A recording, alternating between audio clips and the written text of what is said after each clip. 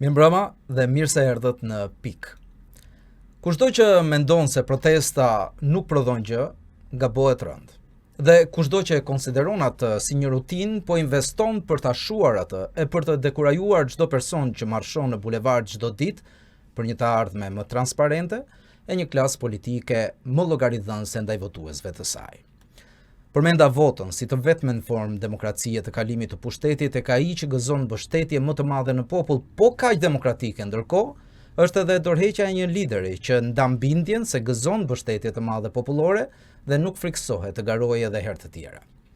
Tek ne, dorëheqjen nuk e ka praktikuar kush më parë, veç Fatos Nanos, e për këtë ndoshta shihet ende sot e kësaj dite si një lider perëndimor, modern, ndonse qeverisi në vite të vështira për vendin.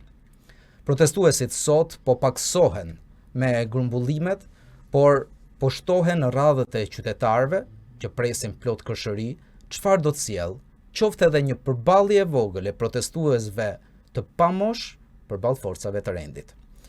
Ndërto gjen nga qytetar e deri tek aktivist që përbëjnë shpirtin e saj. Dy prej tyre, çuditërisht, shumë të zonja, të studiuara dhe me profile të ndryshme, i mirëpres në studio. Fiona Kopali, faleminderit që pranove ftesën, dhe Anjeza Marku, gjithashtu kënaqësi që të kam këtu. Faleminderit. Anjez, e nisim bashk. Cila mendon ti se është arritja më e madhe e këtyre ditëve të gjata, të vështira, përballuese të një proteste qytetare? Ndoshta ndonjëherë kemi pak kohë për të menduar, edhe vërtet për të konsultuar me veten se çfarë është arritja më e madhe. Dinamikat janë shumë të shpejta, janë shumë të forta në protest, çfarë ndodh një ditë nuk ndodh ditën tjetër. Por sipas me mund të them me bindje të plot që gjëja që ne kemi arrit me këtë protest është që tashmë ne na bën përshtypje edhe çfarë do lloj gjëje e vogël, shkelje e vogël që bëhet nga qeveria. Më përpara interesi im në politikë ka qenë pothuajse zero. Kurse tani po mundohem të njoh ç'të deputet, do mundohem të shoh ç'a përgatitje kanë, çfarë ligjesh do miratojnë, çfarë ligjesh do abstenojnë, çfarë ndikimi ka kjo në të ardhmen tonë. Edhe personalisht kjo është arritja më e madhe që i ka ndodhur edhe gjithë brezit tim. Fiona, a ka zgjuar dot një shqis që ne shqiptarët nuk e kishim deri më sot? Mendoj se duhet ta kemi patur, por nuk e dinim që e kishim ndoshta. Protesta tronditi që në minutat e para, në orët e para, tronditi me njerë pushtetin, mendoj unë. U duk nga mënyra se si u censuruan lajmet, edhe me njëherë u pase ky popull arriti të trondiste pushtetin dhe ne zbuluam që kishim aq forcë, nuk kishim aq të pafuqishëm përballë pushtetit. Populli vet pa se ekziston një mënyrë tjetër e të vepruarit, ekziston një mënyrë tjetër e të menduarit, dhe një gjë e jashtëzakonshme u duk që në ditën e parë që pam fëmijë, foshnja në shesh, në bulevard, ishte diçka që ne nuk e dinim. Askush nuk ishte guxuar më parë të merrte jo fëmijë, po as adoleshent, as të rinj të merrte me vete në protesta. Dikur protestat tona identifikoheshin me njerëz të vuajtur, njerëz hallexhinj, të cilët luftonin egër, ndërsa më në fund pam për herë të parë se midis nesh ne nuk kemi të gjithë të egër, shqiptarët nuk janë njerëz të egër. Përkundrazi, treguan që ishin të formuar dhe kishin mundësi të shtronin ide në mënyrën më të kulturuar të mundshme. Patë mundësi, Fiona, në ditët e para, teksa protestoje, të ndiqje dot median, sepse është e bukur kjo që vure në dukje. Domethënë, ky popull zbuloi se si media i trajton ata për ngjarje të mëdha. Si ndihesh kur në ekran dilin njerëz që shanin edhe mbronin, patjetër, në forma të ndryshme, atë që nuk e kishin provuar në mish teksa marshohej në bulevard, teksa në përballjen e parë me policin ai kanoni topi i ujit, e hodhi atë pa pyetur se kush do gjendej përpara tij. Është shumë interesant Do është interesant rasti im, unë nuk gjendesha në Shqipëri, në ditën e parë të protestës, në momentin që ndodhi marrja zvarre protestuesit në Zvërnec, unë isha jashtë shtetit dhe shikoja që bëshin postime online, por nuk e kuptoja se çfarë kishte ndodhur, sepse nuk po raportohej, thjesht ishin njerëz që thoshin diçka ka ndodhur, derisa arrita të shija videon në rrjetet sociale. Dhe unë rastisa në vendin që mund të akuzohem tani si agjente greke, unë rastisa në Greqi dhe pash se si protesta po raportoi në Greqi, po raportoi në mediat e Athinës dhe nuk po raportoi në mediat e Tiranës. Dhe mezi kam pritur të kthehem atë ditë, unë jam kthyer në datë 2 qershor dhe sapo kam zbritur nga Rina, si një orë më vonë unë isha në shesh, as nuk e mendova, absolutisht me familjen time kundër, që më thoshte ku po shkon, do të rrah policia. Dhe pash se si media shqiptare na tregoi haptazi se me kë ishte, në anën e kujt ishte. Dhe jo vetëm media, edhe personazhe publike, personazhe me ndikim në publik, politikan, personazhe që deri dje flisnin dhe dilnin protestonin për të drejta të ndryshme, na treguan se në anën e kujt ishin. Kjo ishte fantastike për mua, fakti se si një ngjarje kaq tronditse nxori zbuluar secilin në ku qëndronte dhe nuk kishin më mundësi të bënin hipokritin. Më pëlqeu ajo përballja me familjen. Anjes, ti ke një episod të ngjashëm? Në fakt, në fillim mor një shok për shku në protest, edhe mendoj që kishte një lloj energjie, unë isha pjesëmarrëse ditën e tretë, pas ditës së tretë, kishte një lloj energjie që thash me vete, po mos të vijë ditën e nesërme, diçka brenda do mbrasit. Domethënë pjesa patriotike që duhet të jem. Në protest ka ardhur gjithë familja ime. Ka ardhur mamim, që mamim, domethënë në një rast tjetër nuk do vinte, ka ardhur mbesa ime e vogël 7 vjeçe, ka ardhur motra, kanë ardhur miqtë e mi, për mua kjo është protesta e gjithë familjes time. E gjej diçka shumë të bukur. Më përpara kam menduar që ndoshta edhe shqiptarët dhe moshatarët e mi nuk do çoheshin. Edhe kam menduar kur do bëhemi ne shqiptarët, kur do bëhemi europian, kur do bëhemi kaq jo të kulturuar, por kaq ta pranojmë protestën, themi mendimin, të jemi guximtar në këtë prizëm. Protesta më ka treguar vërtet që ne nuk kemi si të kemi lakmi në asnjë farë forme. Jemi poshtë si çdo qytetar tjetër i botës. Dhe jam shumë krenare për këtë gjë. 2 muaj protest, nuk jam pak. Janë shumë, muaj, dhe po. sikurse deti edhe ajo ka dallgët, por edhe tërheqjen pas. Në këto 2 muaj, sa është i pranishëm imazhi i atij njeriu që tërhiqet zvarr në Zvërnec, në mendjen e atyre që protestojnë së pari, por nga ana tjetër edhe ata që e ndjekin nëpërmjet ekranit të televizorit apo nëpërmjet rrjeteve sociale dhe e mbështesin atë në një formë apo në një tjetër, sepse ka gjithmonë forma të ndryshme. Mendoj që personalisht më kthehet si imazh në mendje, është një imazh shumë tronditës edhe shumë i fortë. Personalisht nuk mendova që do shikoja veten time të tërhequr zvarr, se ndoshta për veten tonë se kemi problem, por mendova po sikur ti të vllai im. Po sikur ti të nëna ime. Domethënë kjo gjë mund ta ndodh secilit edhe tek dera e shtëpisë, mund ta ndodh në çdo moment, për pronën ose për diçka tjetër. Tani, për mua nuk është vetëm tërheqja zvarr e zotërisë që i ndodhi. Mendoj që tani Shqipëria edhe shqiptarët kanë ardhur në një pikë vlimi, në një fazë ndoshta të politikës, të situatës që jemi, të inflacionit, domethënë ka shumë problematika, që ajo ishte thjesht ajo vala e fundit që jo dha atij ujë dhe u derdh gjithandej. Mendoj që është edhe një fazë në cilën ne ndodhemi. E qartë. Fiona, ne themi në Tiranë sa të dalësh nga shtëpia, bëu gati të harxhosh 1000 lekëshin e parë. Pra, dalja në rrugë vetvetiu ka kosto. Kjo protest ka kostot e saj, ka angazhimin, ka investimin, qoftë ky personal, vetjak, apo edhe ai masiv. Cilat janë çmimet që merr me vete kjo protest? Kjo protest ushqehet nga energjia e njerëzve, nga energjia e turmës dhe njëkohësisht ka kosto këtë energji që rrezikon që njerëzit të lodhen. Dhe kjo është ajo që kanë pritur liderët politik, që të lodhen njerëzit dhe kanë qenë me ditë me javë duke numëruar se sa veta dilnin duke nxjerr video dhe foto se sa pak janë në shesh, video të nxjerra në orët e drekës, se sa pak njerëz po protestojnë kundër Ramës, duke thënë se sa pak tani po paksohen, nuk ka më njerëz. Mendoj që një nga kostat është kjo.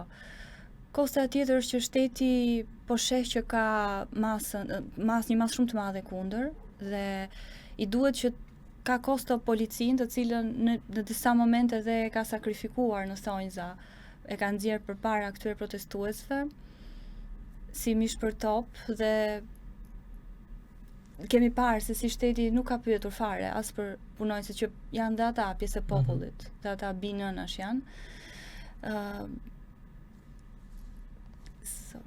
A mund të them edhe diçka për te gjithë këtyre kostove, mendoj që edhe për ne si të ri kemi edhe një kosto ekonomike që duhet jemi aty, domethënë shumica dhe të miqve të mi kanë paralizuar punët e tyre, shumica ndoshta ka dhënë edhe dorëheqje.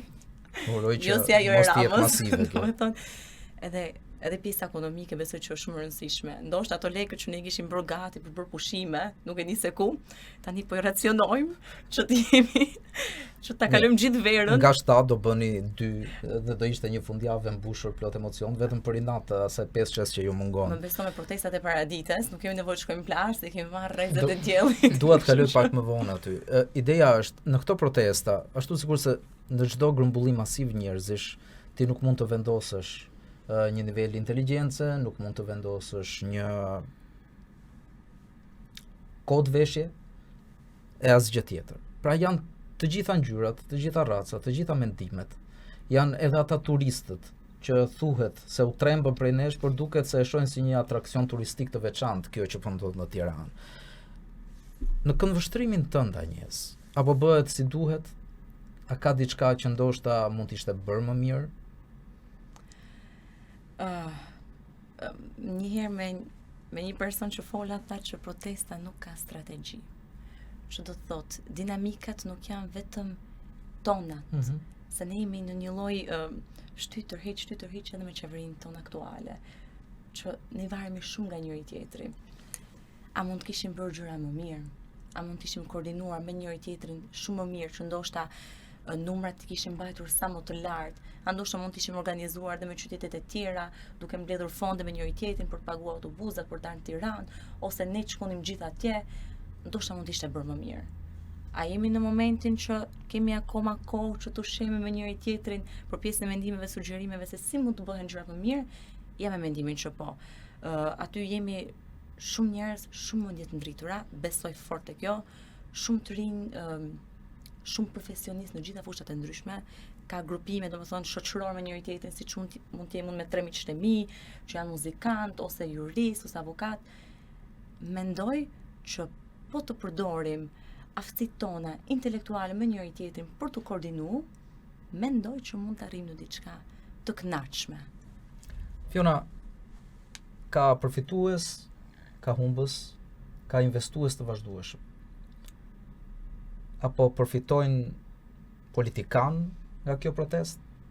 Apo përfitojnë qytetar? Kemi vënë re kjo protest ka evidentuar një sër të rinj që deri dje nuk e kishin këtë vëmendje, ndërsa sot frymëzojnë. Kush po përfiton nga kjo protest më shumë? Përfitimi duket si fjalë e keqe, por jo, nuk ka pse të jetë monetar. Nuk ka pse të jetë, nuk ka pse të jetë, këtë do e thosha, nuk ka pse të jetë në kuptimin e keq.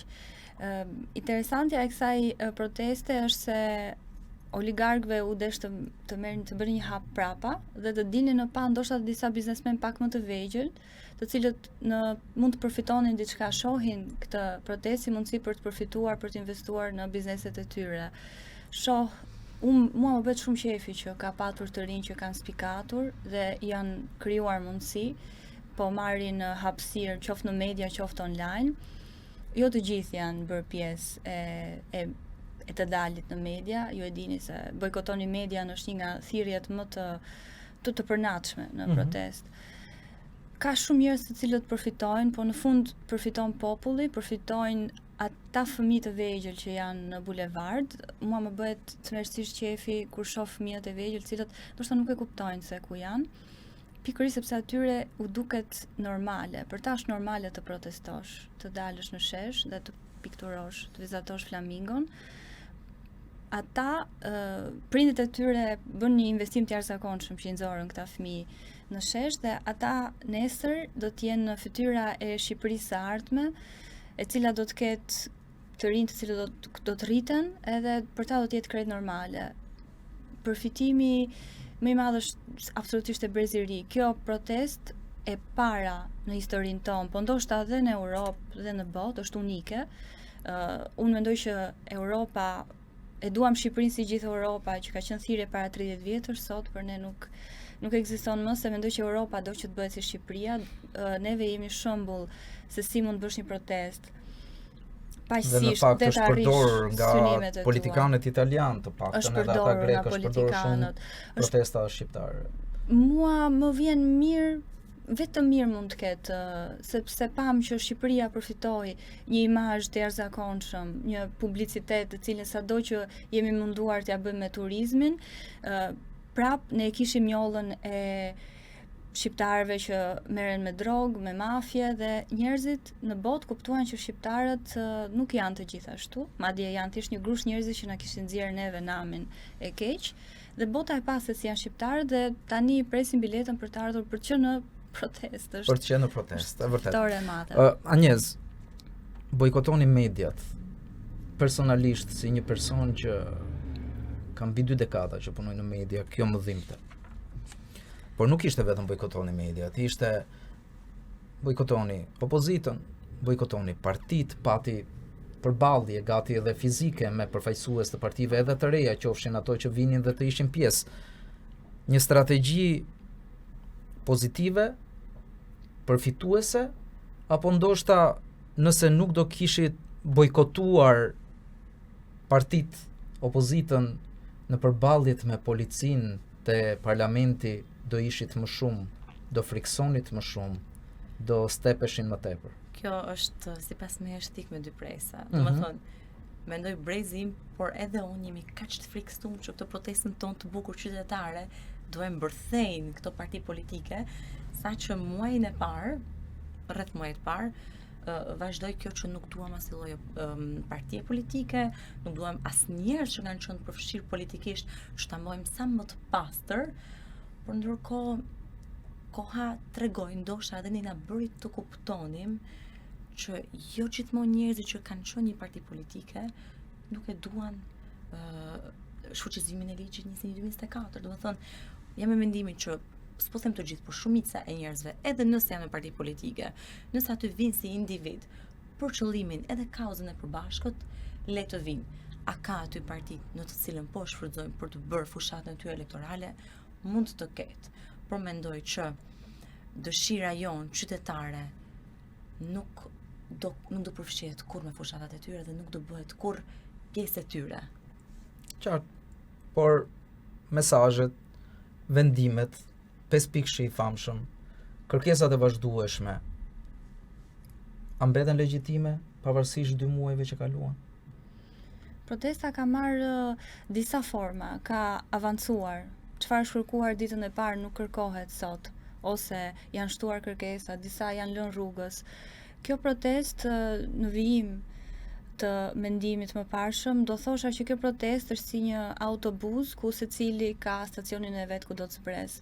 Një i ri mund të jetë aktivist, unë nuk jam aktiviste në kuptimin që i ka dhënë kjo protest. Unë jam një qytetare e zakonshme, e cila ka dalë në protest për bindjet e mia. Unë nëse do t'i hym, unë jam socialiste familjarisht, historikisht, unë jam rritur me imazhin e Fatos Nanës që përmendëm, kam votuar Ramën dhe dola sepse jam një nga ato që kishte shpresë ndenjë në këtë vend për të investuar dhe nuk ka asgjë të keqe që njësoj si unë ka dhe parti, ka aktivist, ka njerëz se secili ka interesat e tij. Ne nuk mundemi që të jemi një popull i unifikuar me vetëm një kërkesë, me vetëm një lloj qëndrimi. Dhe dikush do të zbres në stacion në Durrës, dikush do të zbres në Gjirokastër, nuk ka diferencë dhe të bëjmë, mendoj unë, ndasi të tilla që përse dikush do të përfitoj, përse dikush është i partive. Avancimin i natyrshëm i protestës do ta sjell që do të dalë, mendoj unë, një grup i cili do të fillojë dhe do të ketë përfaqësinë e tij. Shqipëria ka nevojë për këtë frymën e re, sepse thjesht Rama ik, pastaj s'ka vlerë. Prandaj përfiton Rama. Duhet të fokusohemi pak tani tek ju të dyja. Kur sheh profilin tuaj në rrjetet sociale, ju jeni të dyja alumni të universiteteve të njohura jashtë, në Evropë, Fiona në Angli, Anjeza në Torino, në Itali. Pse protestoni? Ndoshta me atë diplomë kishin një të ardhme që mund të shkonte shumë mirë jashtë. Të kishin ndjekur ato që ndjekin shumë shqiptar të tjerë. Unë, siç e thash, protestoj se kam provuar me vite të tëra të punoj në Shqipëri. Shumë herë dyert më janë mbyllur. Arsyet do t'ja lëm kohës se cilat kanë qenë. Arsyet pse janë mbyllur dyert mua dhe njerëzve si unë. Sot vi me një diplomë nga Britania e Madhe, jam shumë mirënjohëse për atë mundësi që pata, ndonse atje, siç u thash, edhe më kanë thënë që gocat shqiptare janë të bukura si Dua Lipa, por ju jeni, a ke mafia në familje, pra më janë bërë dhe pyetje të tilla, sepse këtë stereotip kishim deri para 2 muajsh. Sot unë protestoj se kisha shpresuar që Rama, unë jam një nga ato që ka besuar që Rama do ta përmirësonte Shqipërinë. Ai ishte modeli perfekt. Mendoj që në historinë e Shqipërisë, si premtim, ai ka qenë kandidati perfekt, europian, perëndimor, që do të sillte ndryshimin. Dhe si unë mendoj që një pjesë shumë e madhe e bulevardit është nga socialistë të zhgënjyer nga Rama, cilët kanë besuar tek ai. Por nuk është vetëm Rama, se njerëzit e panë që Rama nuk është vetëm, e pa që kanë në krah të tij Berishën, pa që Berisha po njësoj e kundërshtoi protestën, e dënoi protestën në ditët e para, dhe njerëzit reaguan duke thënë Rama burg, Berisha burg, sepse nuk donin që të identifikoheshin si njerëz të Berishës. Ne protestojmë sepse pam që i kemi opozit kundër nesh, kemi median kundër nesh, kemi një sistem të tërë kundër nesh, prandaj secili ka arsyet e veta. Donse na bashkon një qëllim i përbashkët të gjithëve. Anjez? Unë ndoshta jam pak person i lidhur me familjen time.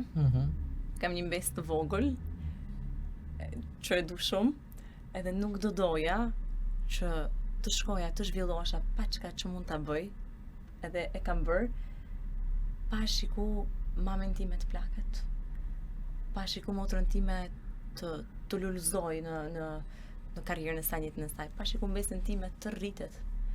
Unë jam shumë e sigurt që me formimin që kam, edhe në Shqipëri, mund të kontribuoj shumë mirë, por edhe mund të shkoj në vende të tjera të botës duke ushtruar profesionin tim. Që do të thotë, patjetër mund zhvillohesha shumë mirë në Torino, mund zhvillohesha shumë mirë në Itali, gjë që e kam bërë, se më ka ndihmuar një diplomë e huaj, fatkeqësisht në Shqipëri do të thotë shumë, por që edhe diplomën shqiptare që kam e çmoj po ashtu.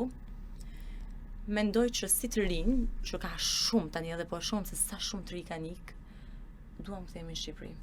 Duam të kontribuojmë këtu. Jam shumë e sigurt që ne jemi asetet e të ardhmes. Edhe besoj fort. Shqipëria ka nevojë për ekspert më shumë, sepse shumica e trurit ka ikur jashtë vendit, ndonse unë shoh një prirje që ka prindër të rinj shqiptar që jetojnë në Europë dhe duan të kthehen në Shqipëri, e lexoj online, e shoh, dhe janë të gatshëm të vinë sapo të kenë ta shohin që Shqipëria mund të jetojnë në Shqipëri siç jetojnë jashtë. Sepse e shohin që dhe Europa nuk është aq ideale sa të shprisnin ata, dhe Shqipëria është një vend i bekuar, domethënë, ka diell, ka ushqimi, ka të tëra. Ne thjesht jemi të këqinjtë vetes sonë dhe kjo na ka penguar. Kjo na ka sjellë në këtë pikë. Ka diçka që ndodh me këtë protest. Ata që marrin pjesë aty me gjasa mund të shpallen armiq. Sikurse u aludua që kishte ndërhyrje të rusëve, indianëve, ku dëgjon, le të marrim me radhë të gjithë ata që ndoshta mund të jenë armiq të Shqipërisë. Keni frikë për të ardhmen, se ndoshta shumë dyer do ju mbyllen? Do ta them, unë në vetvete do përfaqësoj edhe deri në fund të jetës kulturën, artin. Është ndoshta një ndër kauzat e mia, që i bashkohet kauzave të tjera të autobusit tonë, të protestës. Mendoj që ndoshta e kemi menduar, që protestues ka menduar që po dol me atje do na bëhet kjo një llazes ku do shkojmë ne pastaj, ç'a do bëhet, hajde ikim edhe një herë jashtë. Nuk e mendoj. Mendoj që frika na skllavëron. Ne jemi një brez që frikën nuk e njohim. Nuk njohim më ofendimet, nuk njohim më këto lloj skllavërimi që këto duan ta bëjnë. E them ndoshta edhe në emër të gjithë shokëve të mi dhe bashkëmoshatarëve të mi. Po të kisha frikë, nuk do kisha dalë. Prandaj mendoj që ishte protesta, ndër protestat e vetme që kishin një numër kaq masiv qytetar, pa qenë të kontrolluar nga parti të ndryshme. Edhe nëse mund të ketë ndonjëherë prishje pune nga pjesa e politikës, unë si person, por ndoshta edhe gjithë protestët që tani me u shqyr fort me këtë ndjenjen e adetarizmit edhe heqjes së frikës, këto kauzë edhe kauzat tona personale që janë në dobi të vendit ton dhe të zhvillimit do i çojmë deri në fund, pa frikë. Fiona? Unë në këtë e mendova ditën e dytë të protestës sime. Natën e parë që vajta as nuk e mendova, ditën e dytë me shoqen time i thash, mos do ngelim pa punë, i thash ne të dyja për këtë që po bëjmë. Sepse pa që kishte shumë kamera, ishte i shtuar numri i kamerave vëzhguese, që më bëri mua të dyshoja që kishte identifikim AI të foto, të fytyrave tona, të identitetit ton. Kjo është e tmerrshme, mendoj unë. Ky mendim ishte i tmerrshëm si fillim, si juriste së drejtës së teknologjisë është e tmerrshme që dhënat personale të jenë në dorë dhe të keq përdoren nga pushteti. Frika ime u verifikua shumë shpejt, Rama filloi të identifikonte, të sulmonte një nga një protestuesi duke i bërë postime, video, duke tallur edhe njerëz që dolën me emër mbi emër, influencer e të tjerë. Kjo frika ishte. Ne nuk do t'ja lëm kohë, do ta shohim se çfarë pasojash do të kemi, por duhet së pari çfarë pasojash do të ketë Rama, Berisha, politika nga kjo protest. Pastaj pasojat tona ne jemi pak më shumë në numër, kështu që do vi pak më ngadalë pasoja. Ka shumë interes ta shohësh çdo gjë në këndvështrime të ndryshme. Kur mendova se kush duhet të ishin të parët persona me të cilët duhet të trajtoja një protest, nuk do doja ata që i shihni çdo ditë në media, ata që janë bërë lejtmotivi i saj, por do doja një zë sa inteligjent, aq edhe të thellë. Faleminderit Fiona Kutaldi. Faleminderit dhe Anjez për çdo emocion që na sollët në këtë studio. Shumë faleminderit, ishte shumë kënaqësi.